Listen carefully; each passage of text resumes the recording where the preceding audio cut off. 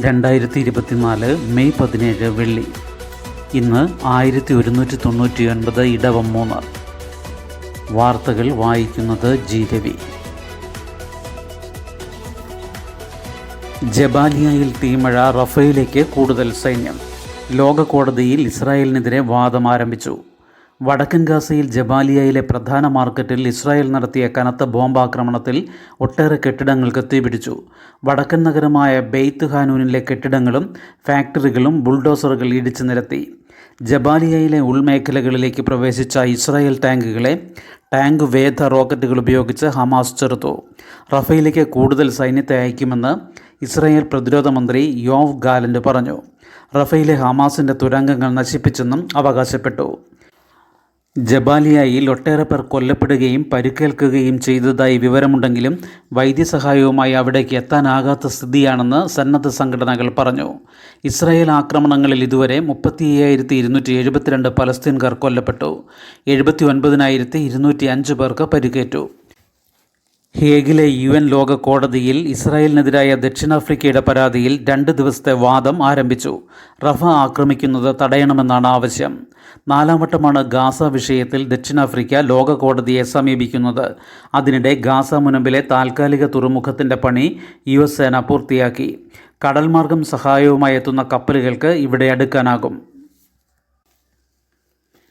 പുതിയ പൗരത്വ വിതരണം ഉടൻ നിർത്തണമെന്ന് ഹർജി. സുപ്രീം കോടതിയുടെ ഇടപെടൽ തേടി രമേശ് ചെന്നിത്തല. വിവാദമായ പൗരത്വ നിയമപ്രകാരം രാജ്യത്ത് 300-ലേറെ പേർക്ക് പൗരത്വം അനുവദിച്ച കേന്ദ്ര സർക്കാർ നടപടിക്കെതിരെ കോൺഗ്രസ് നേതാവ് രമേശ് ചെന്നിത്തല സുപ്രീം കോടതിയെ സമീപിച്ചു. CAA പ്രകാരമുള്ള പൗരത്വ വിതരണ നടപടികൾ ഉടൻ നിർത്തിവെക്കാൻ കോടതി ഇടപെടൽ ആവശ്യപ്പെട്ടാണ് കേസിലെ ഹർജിക്കാരൻ കൂടിയായ രമേശ് ചെന്നിത്തല സുപ്രീം കോടതിയെ സമീപിച്ചത്. ഈ ദിവസങ്ങളിൽ കേന്ദ്ര സർക്കാർ അനുവദിച്ച 300 പൗരത്വ സർട്ടിഫിക്കറ്റുകൾ റദ്ദാക്കണമെന്നും ആവശ്യപ്പെട്ടു. കോടതി ഇന്ന് വേനലവധിക്ക് പിരിയുന്നതിനാൽ അടിയന്തരമായി ഹർജി പരിഗണിക്കണമെന്നാണ് ആവശ്യം.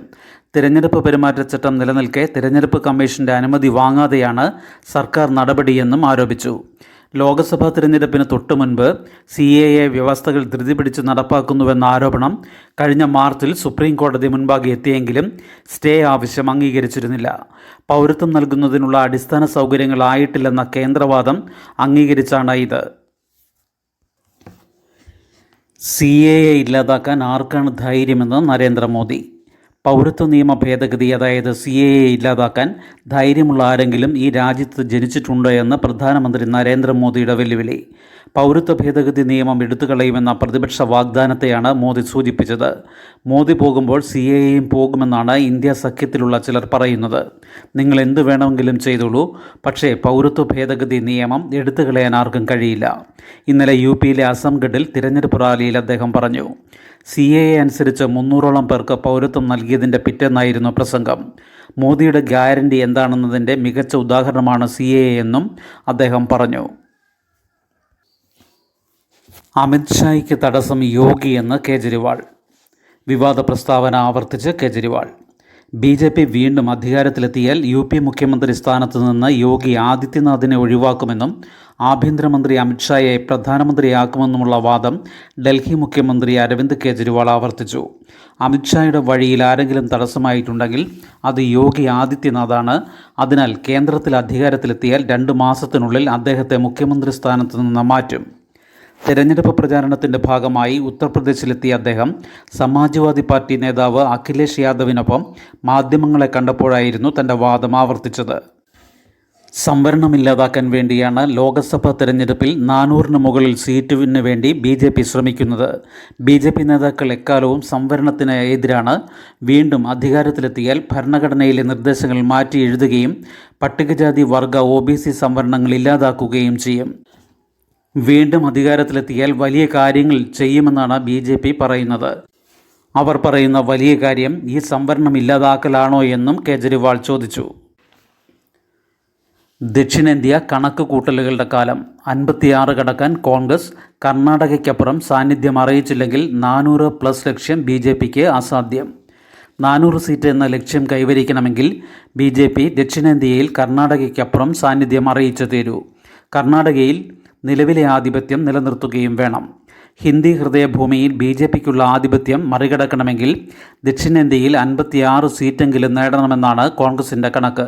കഴിഞ്ഞ തവണ ഈ മേഖലയിൽ നിന്ന് കിട്ടിയതിൻ്റെ ഇരട്ടി. ആന്ധ്രാപ്രദേശ്, തെലങ്കാന, കർണാടകം, കേരളം, തമിഴ്നാട്, പുതുച്ചേരി, ലക്ഷദ്വീപ് എന്നിവിടങ്ങളിലായി 131 സീറ്റിലും വോട്ടെടുപ്പ് കഴിഞ്ഞതിനാൽ ഇരു മുന്നണികൾക്കും ഇനി കണക്ക് കൂട്ടലുകളുടെ കാലം. UDFും LDFും പ്രധാന എതിരാളികളായ കേരളത്തിലും കോൺഗ്രസും NCPയും നേർക്കുനേർ മത്സരിച്ച ലക്ഷദ്വീപിലും ഇവരിൽ ആര് ജയിച്ചാലും നേട്ടം ഇന്ത്യ സഖ്യത്തിന് തന്നെ. തമിഴ്നാട്ടിൽ ആരും അട്ടിമറി പ്രതീക്ഷിക്കുന്നില്ല. കർണാടകയിലും തെലങ്കാനയിലും കോൺഗ്രസ് മുന്നേറ്റം പ്രതീക്ഷിക്കുന്നു. ആന്ധ്രയിൽ NDA നേട്ടമുണ്ടാക്കിയാലും കർണാടകയിലെ നഷ്ടം നികത്താൻ അത് പര്യാപ്തമാകുമോ എന്നാണ് സംശയം. കോടതിയിലെത്തിയ കള്ളപ്പണക്കേസ് വ്യക്തത വരുത്തി സുപ്രീം കോടതി. ED അറസ്റ്റ് ഇനി അനുമതിയോടെ മാത്രം. പ്രതിയുടെ ഭാഗം കേൾക്കണം. കസ്റ്റഡിയിൽ ചോദ്യം ചെയ്യൽ അനിവാര്യമെങ്കിൽ മാത്രമേ അനുവദിക്കാവൂ. പ്രത്യേക കോടതികളുടെ മുൻപാകെയുള്ള കള്ളപ്പണം വെളുപ്പിക്കൽ കേസുകളിൽ അറസ്റ്റ് ചെയ്യാനുള്ള അധികാരം യഥേഷ്ടം വിനിയോഗിക്കാൻ എൻഫോഴ്സ്മെൻറ്റ് ഡയറക്ടറേറ്റിന് കഴിയില്ലെന്ന് സുപ്രീം കോടതി വ്യക്തമാക്കി. അത്തരം കേസുകളിൽ പ്രതികളെ കസ്റ്റഡിയിൽ വാങ്ങണമെങ്കിൽ മുൻകൂർ അനുമതി തേടിയിരിക്കണമെന്നും അതിനായി പ്രത്യേക കോടതിയെ സമീപിക്കണമെന്നും ജഡ്ജിമാരായ അഭയ് എസ് ഓക്ക, ഉജ്ജ്വൽ ഭൂയൻ എന്നിവരുടെ ബെഞ്ച് വ്യക്തമാക്കി. കസ്റ്റഡിയിൽ കിട്ടാൻ ED അപേക്ഷ നൽകിയാൽ പ്രതിയുടെ ഭാഗം കൂടി കേട്ടുവേണം പ്രത്യേക കോടതി തീരുമാനമെടുക്കേണ്ടത്. ഉത്തരവ് പാസ്സാക്കുമ്പോൾ ജഡ്ജി കാരണം വ്യക്തമാക്കുകയും വേണം. കസ്റ്റഡിയിൽ നൽകി ചോദ്യം ചെയ്യൽ അനിവാര്യമാണെന്ന് തോന്നുന്ന ഘട്ടത്തിൽ മാത്രമേ അത് അനുവദിക്കാവൂവെന്നും PMLA പ്രകാരമുള്ള അറസ്റ്റ് നടപടിയുടെ വ്യവസ്ഥകൾ വിശദീകരിച്ചുകൊണ്ട് ബെഞ്ച് വ്യക്തമാക്കി. പരാതി രജിസ്റ്റർ ചെയ്യുന്നതുവരെ പ്രതിയെ ED അറസ്റ്റ് ചെയ്തിട്ടില്ലെങ്കിൽ വാറണ്ട് അയക്കാതെ പ്രതിക്ക് സമൻസ് നൽകുകയാണ് വേണ്ടത്. പ്രതി ജാമ്യത്തിലാണെങ്കിലും സമൻസാണ് അയക്കേണ്ടതെന്ന് കോടതി വ്യക്തമാക്കി. സമൻസിന് മുൻപ് പ്രതി കോടതിയിൽ ഹാജരായാൽ അതിനെ കസ്റ്റഡിയിലാണെന്ന് കരുതാനാകില്ല.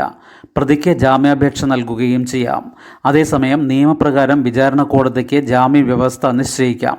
പ്രതി ഹാജരാകാത്ത സാഹചര്യമെങ്കിൽ പ്രത്യേക കോടതിക്ക് വാറണ്ട് പുറപ്പെടുവിക്കാം. കള്ളപ്പണം വെളുപ്പിക്കൽ കേസിലെ സമൻസിൻ്റെ അടിസ്ഥാനത്തിൽ കോടതിയിൽ ഹാജരായ പ്രതിയെ ED അറസ്റ്റ് ചെയ്തതുമായി ബന്ധപ്പെട്ട കേസ് പരിഗണിക്കുകയായിരുന്നു സുപ്രീം കോടതി. ഗുണ്ടകളുടെ അഴിഞ്ഞാട്ടം കർശന നടപടി വേണമെന്ന് മനുഷ്യാവകാശ കമ്മീഷൻ. ഗുണ്ടകളുടെ അഴിഞ്ഞാട്ടം സ്വൈര്യ ജീവിതത്തെ ഗുരുതരമായി ബാധിക്കുന്ന സാഹചര്യത്തിൽ പോലീസ് കർശന നടപടിയെടുക്കണമെന്ന് സംസ്ഥാന മനുഷ്യാവകാശ കമ്മീഷൻ നിർദ്ദേശിച്ചു. അമ്പൂരി കണ്ണനൂരിൽ ഗുണ്ടാ സംഘം പാസ്റ്ററെ വെട്ടിയ സംഭവത്തിൽ കമ്മീഷൻ സ്വമേധയാ കേസെടുത്തു. സംസ്ഥാന പോലീസ് മേധാവി 1 മാസത്തിനകം റിപ്പോർട്ട് സമർപ്പിക്കണമെന്ന് കമ്മീഷൻ ആക്ടിംഗ് ചെയർപേഴ്സണും ജുഡീഷ്യൽ അംഗവുമായ K. ബൈജുനാഥ് നിർദ്ദേശിച്ചു. ലഹരിമരുന്ന് മാഫിയ ഉൾപ്പെടെയുള്ളവരുടെ ഗുണ്ടാ പ്രവർത്തനങ്ങൾ വെല്ലുവിളി സൃഷ്ടിക്കുകയാണെന്നും പോലീസിൻ്റെ പ്രാഥമിക ഉത്തരവാദിത്തം സമാധാനം ഉറപ്പാക്കുകയാണെന്നും കമ്മീഷൻ ചൂണ്ടിക്കാട്ടി. അടുത്ത മാസം 26-ന് തിരുവനന്തപുരത്ത് നടക്കുന്ന സിറ്റിംഗിൽ കേസ് പരിഗണിക്കും. എല്ലാ തദ്ദേശ വാർഡുകളുടെയും അതിരുകൾ മാറും. പുതിയ നഗരസഭകൾക്കും പഞ്ചായത്തുകൾക്കും സാധ്യതയില്ല.